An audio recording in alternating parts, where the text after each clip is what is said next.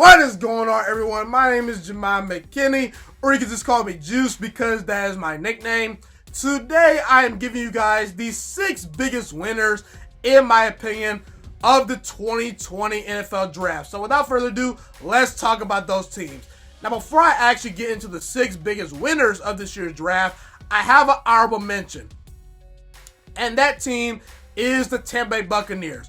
I really like what Tampa Bay did in this year's draft. Their biggest need and their biggest issue on their football team was offensive line. They were able to add Tristan Wirfs at number 13 overall in the first round. He's a big, strong kid out of Iowa, has a lot of potential. I do believe that he's going to provide an immediate impact for that offensive line. Tom Brady, not the most mobile quarterback in the world. He needs a good offensive line. Tristan Wirfs is going to help the Buccaneers solve those issues on the offensive line. He can either play guard or offensive tackle, so there is some versatility there. Very good athlete. I like the pick a lot. They also got a very underrated safety out of Minnesota that I like as well. Secondary is kind of iffy. I think they could use another defensive back or two. So again, I like the fact that they added to their secondary. Also, Keyshawn Vaughn, the running back out of Vanderbilt. I like that pick a lot. I believe that he's going to provide an immediate impact for that football team. He's a great compliment to Ronald Jones. He's very underrated. He's got great quickness. He has some home run ability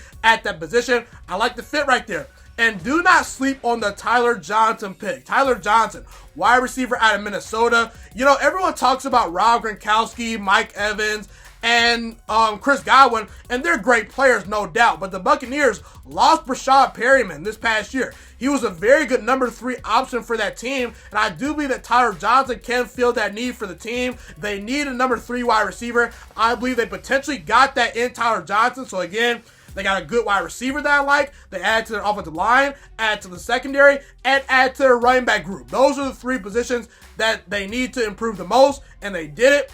I like what Tampa Bay did. At number 6, I have the Minnesota Vikings.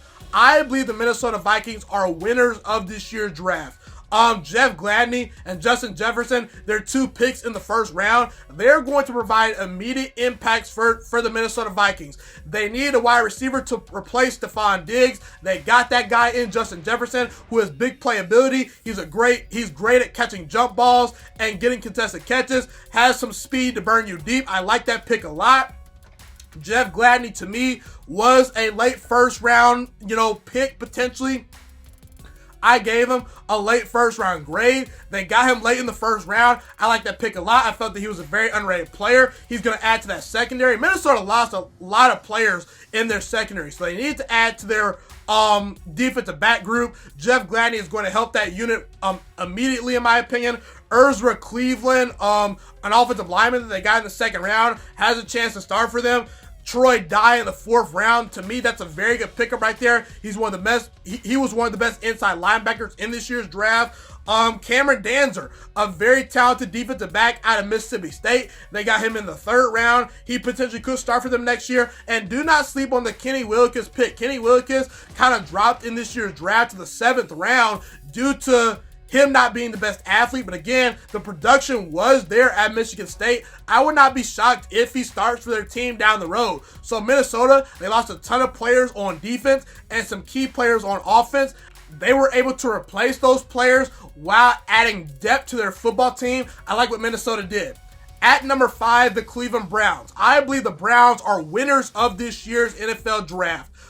They got the best offensive lineman on my board, at least in my opinion, at number 10 overall in Jedrick Wills. I think that he's going to start immediately for that team. He's going to potentially be the left tackle for that team. I think that he's capable of playing either right or left tackle. So Cleveland got a very versatile, athletic player at the offensive line position right there. I like that pick a lot. They also added Grant Delpit and Jacob Phillips, 2 guys from LSU. They got Delpit in the 2nd round and Phillips in the 3rd round. Delpit is going to add to their secondary. He has a lot of potential. Not the best tackler in the world, but again, I believe with some coaching and some tutelage, you could unlock some serious potential from Grant Delpit.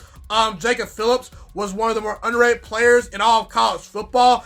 He was one of LSU's best defenders that no one talked about. I believe that he has a chance to develop into a starter. They got him in the 3rd round. Jordan Elliott was one of the 5 best defensive tackles in this year's draft. They got him in the 3rd round, so that's great value right there. Harrison Bryant is going to add to already a very stacked, tight end group with Austin Hooper and David Njoku. And keep your eye on Donovan Peoples-Jones. The Cleveland Browns have Odell Beckham Jr. They have Jarvis Landry. We know that. Who's their number 3 guy?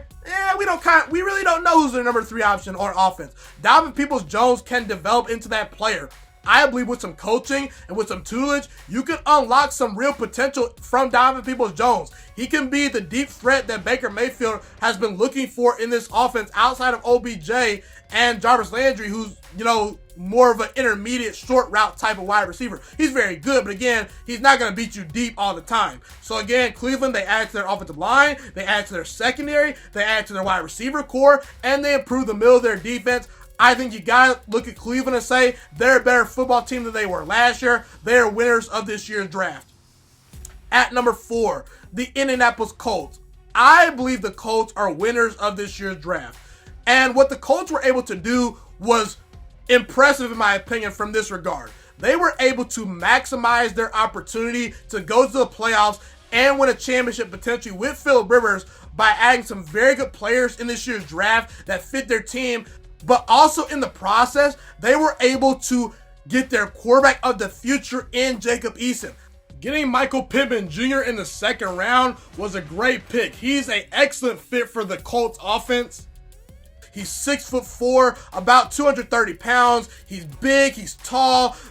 He's more athletic than people give him credit for. He's great after the catch, an excellent route runner, has some of the best hands in this year's draft. He's a chain mover. He's a complete wide receiver. I believe that he's going to add to that wide receiver core for the Indianapolis Colts because outside of T.Y. Hilton, they don't really have anyone else besides T.Y. Hilton to really make plays and create separation on the outside. I believe that Michael Pittman Jr. is going to provide an immediate impact for this Colts team. And Jonathan Taylor, they got him in the 2nd round at running back. Jonathan Taylor, to me, is the best running back to come out of the draft since Saquon Barkley and Ezekiel Elliott. And they got him in the 2nd round. This guy has serious home run ability. He has great vision, great quickness, great speed, and he's a power running back. So this guy can break tackles, he can run in between the tackles, he can plow you over, he can stiff arm you, and this guy is going to provide some great things for the Indianapolis Colts in their running game. He's a perfect complement to Marlon Mack. Marlon Mack can be more of your pass catching running back. Jonathan Taylor is a great red zone threat. He can run in between the tackles, he can get those tough short yards on 3rd and 1, on 3rd and 2, things like that. Jonathan Taylor was an excellent pickup, man. And like I said, getting Jacob Eason in the 4th round was highway robbery. Jacob Eason, I think he has a lot of potential, but I do think that he needs to sit for about a year and develop behind a very good veteran quarterback. I believe that if Jacob Eason sits for about a year, I think that he's going to do very well if he develops properly. And him sitting behind Phillip Rivers and Jacoby Brissett is going to do wonders for his development. Jacob Eason next year is going to walk into the NFL and have one of the 6 or 7 best arms easily. This guy has all the arm talent in the world. He can make all the throws. I do believe that he has the potential to become a legit franchise quarterback. And again, he's not the most mobile quarterback. Well, guess what? He's going to be playing behind one of the best offensive lines in football. This is a match made in heaven for the Indianapolis Colts and their future. They got 2 very good stars that can help Phillip Rivers right away, and they got their quarterback of the future in the 4th round. I think that if you are a Colts fan, you should be excited about your football team heading into next year. The future's bright. Up next, the Denver Broncos come in at number 3. I really like what the Denver Broncos did in this year's draft, and I believe they are definitely big winners of this year's 2020 NFL Draft. You get Jerry Jeudy at number 15 overall. That might be a steal. A lot of people felt that Jerry Jeudy was the best wide receiver in this year's draft. Personally, I think CeeDee Lamb's a little bit better, but I will say that Jerry Jeudy fits the Denver Broncos better than CeeDee Lamb. So I like that fit right there a lot. Then you get KJ Hamler in the 2nd round. Are you kidding me? This guy has 4.3 speed. This guy's a burner. He can take it to the house in an instant. This guy has the ability to change a game with his speed. I like the KJ Hamler pick a lot. Guys, the Denver Broncos now have Courtland Sutton, who's one of the 10 best wide receivers in all of football. Noah Fant has big playability written all over him at the tight end position. They have Jerry Jeudy now, and KJ Hamler, and Deshaun Hamilton. Are you kidding me? Defenses are going to be terrified to face the Broncos next year. I do believe that Drew Lock is a franchise quarterback. They have done a great job of putting him in position to succeed. They also added a very talented defensive back out of Iowa in the 3rd round that I like a lot. They gave Drew Lock his tight end from college. You know, they added a tight end in the 4th round that played with Drew Lock out of Missouri. The guy has legit speed at the tight end position. He ran the 40-yard dash in 4.49 seconds.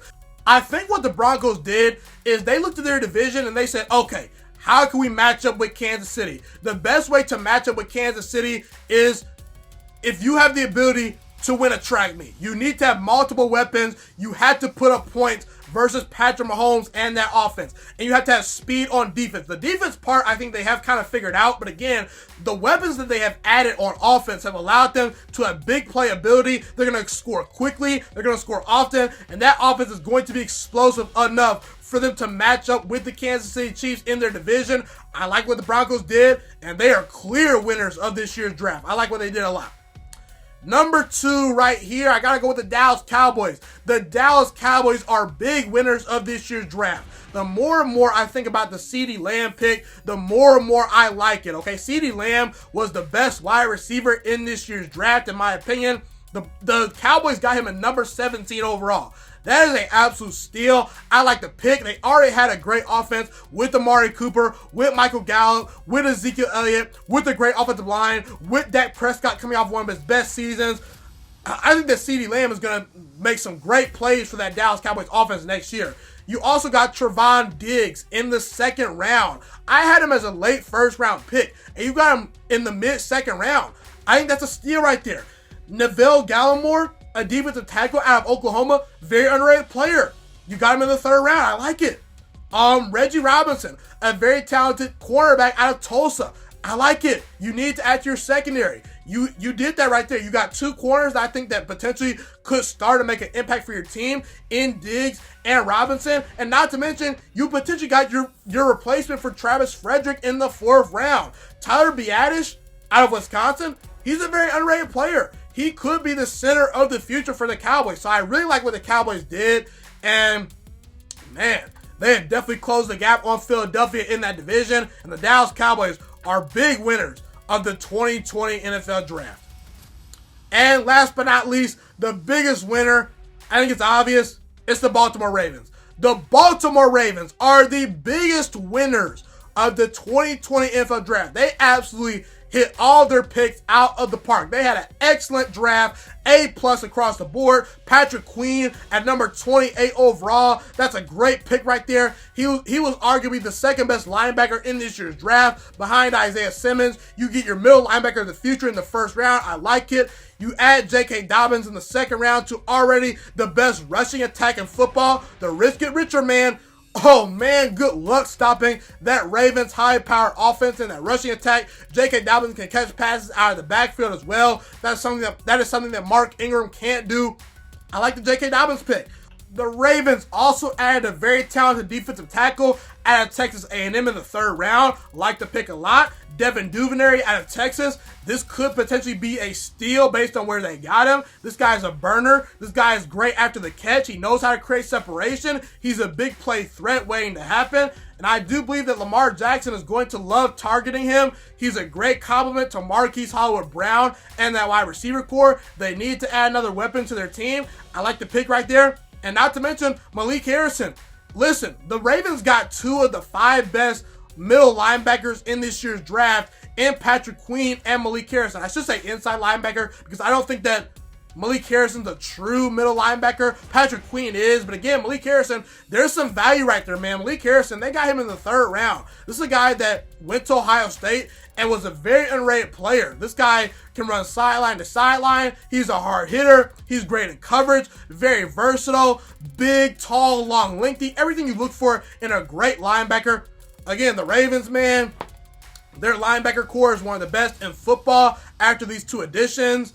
J.K. Dobbins adds to already the best rushing attack in the NFL. Devin Duvernay is another weapon that Lamar Jackson can throw to. Lamar Jackson led the league in touchdown passes last year. Now you give him another weapon. That's crazy. They add to their defensive line. The Ravens just got so many big-time, impactful players in this year's draft. I don't see how they are not the biggest winner of this year's draft. I really like what the Ravens did, and they knocked it out of the park in this year's draft. Be sure to comment where you agree with me and disagree with me. Love to hear what you guys have to say in the comment section.